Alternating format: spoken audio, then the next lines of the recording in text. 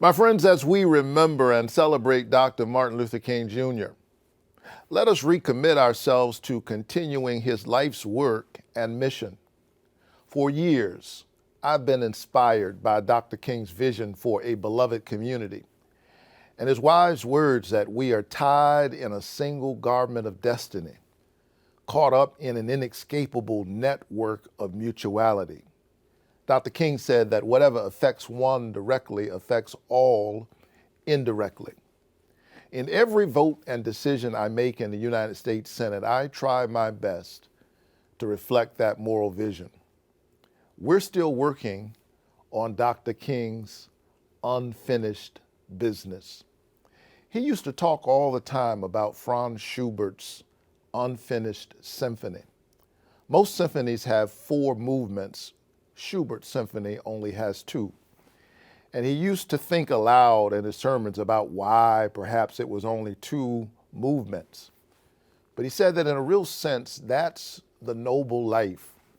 The noble life is a life engaged in work that is left unfinished. I believe that our life's project ought to be larger than our lifetime. And so on this day, as we reflect on the life and the legacy of Dr. King, we must also work towards completing his unfinished business, towards finishing his dream, to secure the right to vote for every eligible American. You know, these days I think often about Dr. King's speech in front of the Lincoln Memorial. No, not the 1963 I Have a Dream speech, great speech.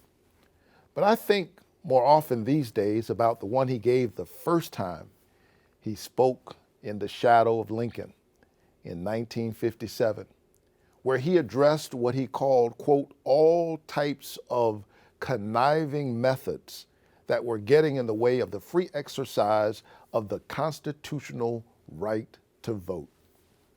His rallying cry that day in 1957 was, "Give us the ballot." And so there are many today who will celebrate Dr. King's life while dishonoring his life's work by blocking efforts to pass federal voting rights legislation.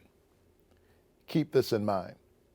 You cannot remember Dr. King and dismember his legacy at the same time. It is a contradiction. And so as the pastor of Ebenezer Baptist Church, Dr. King's spiritual home, know that this is a fight I will never give up.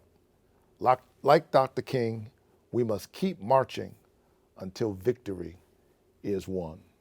Keep the faith and keep looking up.